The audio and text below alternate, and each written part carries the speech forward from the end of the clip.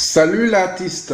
Sur cette chaîne, je te parle d'outils informatiques d'aide au dessin et surtout de méthodes de travail car c'est pour moi la meilleure façon de travailler plus rapidement et plus efficacement.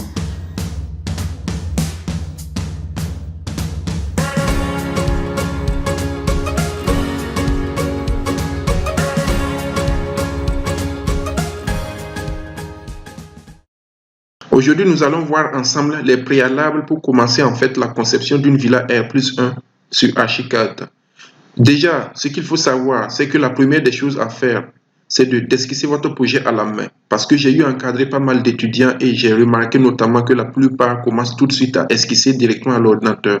Sachez que ça prend beaucoup plus de temps d'esquisser à l'ordinateur que d'esquisser à la main.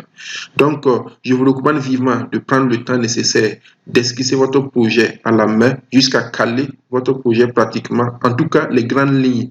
Et une fois cela fait, c'est très simple, vous pouvez tout simplement scanner ça à l'aide d'une application. Il y a tellement d'applications que l'on trouve sur App Store que l'on peut utiliser en fait pour scanner son projet sur Android, c'est-à-dire sur votre smartphone, et vous l'envoyez en fait sur votre PC tout simplement. Et une fois cela fait, la deuxième des choses qu'il faut faire, c'est d'ouvrir un des fichiers Archicad sur lequel vous avez déjà travaillé. Notamment pour ceux qui n'ont pas encore suivi mes cours précédents, je vous recommande de suivre le lien qui va apparaître pour aller suivre les cours précédents parce que c'est important en fait de réorganiser ces calques pour pouvoir travailler plus rapidement et plus efficacement. Donc, vous ouvrez un des fichiers sur lequel vous avez déjà organisé tous vos calques comme on a eu à le voir précédemment. Et tout ce qu'il vous reste à faire, c'est tout simplement d'aller chercher votre esquisse que vous avez scannée et que vous avez envoyée sur votre PC. Donc, moi, je l'avais déjà fait. Je l'ai baptisé esquisse et je l'envoie directement sur Archicad par glisser, déposer tout simplement. Voilà, il apparaît automatiquement. La troisième des choses qu'il faut faire maintenant, c'est de mettre votre esquisse à l'échelle. Parce que vous voyez, par exemple, moi, je sais que j'avais quelques dimensions qui apparaissaient, notamment 3 mètres à l'esquisse. Et quand j'essaie de mesurer 3 mètres pour voir ce que ça donne, je vois que ce n'est pas le cas. Donc, mon esquisse n'est pas à l'échelle. Il faut que je le mette à l'échelle. Et pour cela, il suffit tout simplement de sélectionner l'image que vous venez d'importer sur Archicad par glisser, déposer, d'aller dans Édition, Modifier, Redimensionner. Le raccourci, c'est CTRL majuscule K. Vous dites OK. Moi, je sais par exemple que ça, c'est 3 mètres de cotation. Donc, je sélectionne le premier point. Je sélectionne le deuxième point en maintenant ma touche Shift appuyée pour garder la linéarité. Tout ce qu'il reste à faire maintenant, c'est d'ajouter la touche tabulation pour mettre 3 mètres. Là, je viens de mettre en fait mon esquisse à l'échelle. Et on peut le mesurer à l'aide d'une ligne, par exemple. Vous allez voir que ça fait les 3 mètres. Donc, on est très bien. Mon esquisse est à peu près à l'échelle parce que ce n'est pas une esquisse précise, mais l'idée, c'est vraiment de mettre ça à l'échelle pour pouvoir travailler. Là, je vais faire la rotation de l'esquisse pour la voir dans le sens de la lecture. Pour cela, j'utilise mon raccourci CTRL-R pour la rotation. Pour ceux qui n'aiment pas les raccourcis, vous pouvez tout simplement aller dans Déplacer, Rotation. Le raccourci, c'est CTRL-R. Vous faites la rotation, tout simplement. Et là, le projet est orienté comme je veux. Je peux lire mes textes et tout. Donc, tout ce qu'il reste à faire, là, nous n'avons pas de sous-sol. Donc, je peux créer, par exemple, un nouveau niveau. Et voilà, j'insère au-dessus. Par exemple, je l'appelle pas sous-sol, mais esquisse. Je mets OK. Je remonte, je récupère mon esquisse et je reviens tout simplement le coller au sous-sol.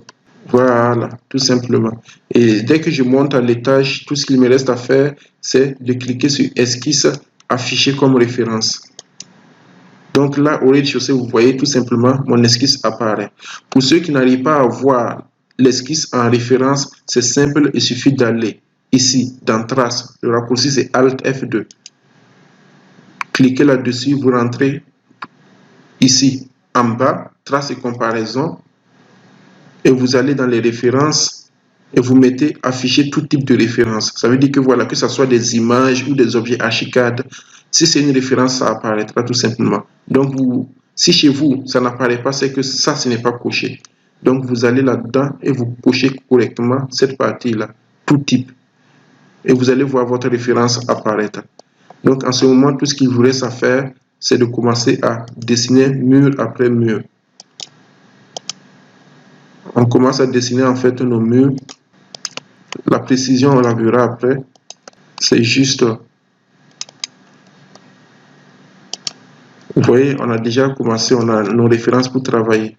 Et là, ça va plus vite que de vouloir esquisser sur Archicad alors qu'on n'a même pas encore son projet qui est arrêté.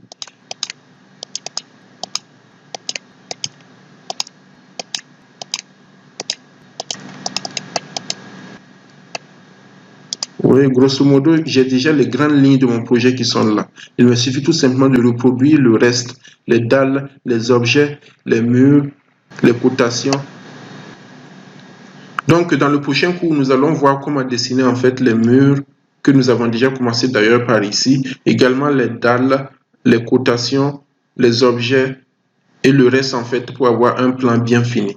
Mais d'ores et déjà, vous voyez un peu quels sont les préalables en fait pour commencer en fait la conception sur Archicad. Vous voyez qu'on est allé très vite dans le dessin des murs parce qu'on a déjà un projet qui est figé dans notre tête. Donc c'est très simple en fait de le reproduire à l'ordinateur parce qu'en esquissant à l'ordinateur, ça vous prendra beaucoup plus de temps que l'esquisse à la main. Voilà, on s'arrête là pour aujourd'hui. Si tu as des questions, n'hésite pas à me les partager en commentaire. Abonne-toi à cette chaîne et n'oublie pas de cliquer sur la petite cloche en haut pour recevoir les prochaines vidéos afin que l'on continue de progresser ensemble.